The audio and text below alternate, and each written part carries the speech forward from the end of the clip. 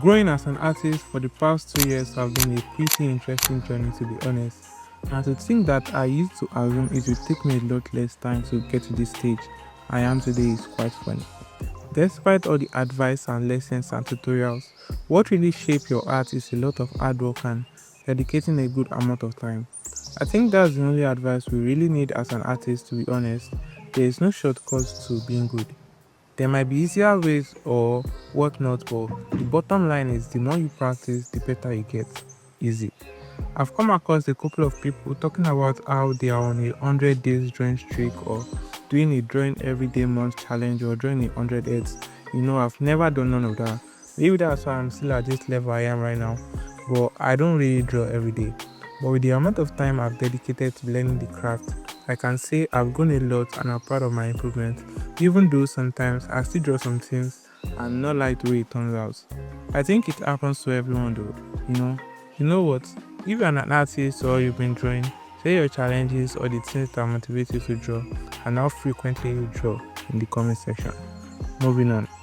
I draw inspiration from a lot of artists because what I really want as an artist is to be able to draw anything. So any artist that is capable of doing that is an inspiration for me. I try to learn from them. I watch a lot of their videos because at the moment that's the only way I could properly access them and I practice with their drawings. It helps me to understand how they do it and why. Loish is an artist I've been watching a lot of recently. I hope I'm pronouncing the name right. At first it was a lot challenging for me to accept that I actually do like her style of art because I was always trying to achieve a realism style drawing. I probably still am a little bit, but I find myself being more interested in that style of late, and I think growing as an artist is accepting changes and developing new interests. Her art style uses loose, fluid pencil strokes which give life and energy to the characters, and there's this line that I've been stuck in my head after watching a Rem Patmanta's interview. Realism is not about perfection, but how real it feels. How can you use your art to communicate the feelings or actions of your drawings?